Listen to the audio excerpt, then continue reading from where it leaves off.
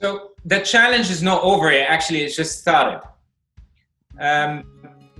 What all business is going to understand is that the economy post-COVID is not going to be the same, and the parameters and market indicators, whatever your industry you are in, after COVID is different than before COVID, and that's on all elements. So the demand is different, the expectations are different, compliance is different. So what I'm trying to say is that you would have to you'd have to almost redesign how you're going to offer your product.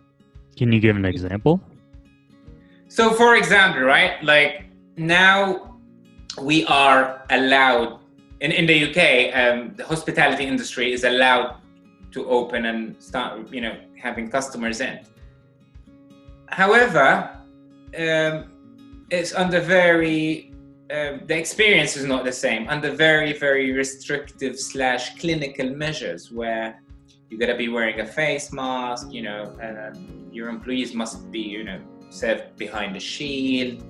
There is 1 meter, 1 meter advice space between each table.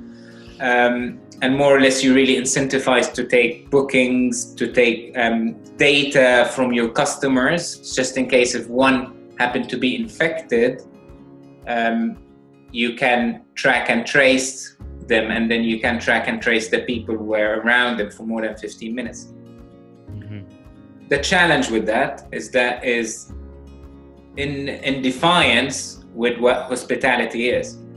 When you go out and about in a cafe or in a restaurant, you want to you want to socialize, Right.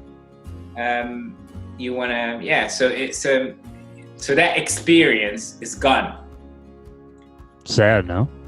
It's very sad. It's very, very sad because you cannot offer, like, it's true we are in the food industry and the coffee industry, but what we're really selling is the experience.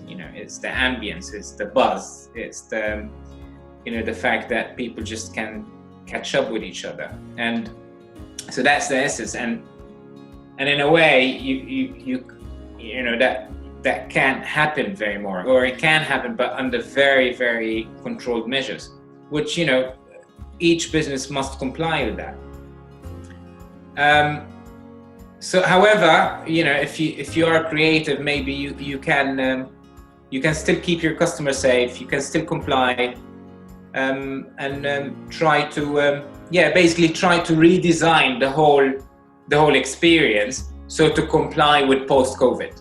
How are you going to do that, Saleh? How are you going to do that with your particular business? How are you going to still create that buzz and that atmosphere? And again, just tell Spirit lifters again, remind them, and especially new people, what your business is. So I have a small coffee shop in Oxford, in Jericho area. Usually it's buzzing with life. It's we sell food, breakfast, brunches, coffee, you name it. So the way we've dealt with the situation is that we kept listening to the market. So despite the fact that there was a big buzz on opening on I think the 4th of July or the 2nd of July, we in fact did not open our doors. We continued exclusively with the takeaway service. For one reason, I did not personally believe that the demand is there. The psychology of the public were not ready to come to and dine or have coffee indoors yet.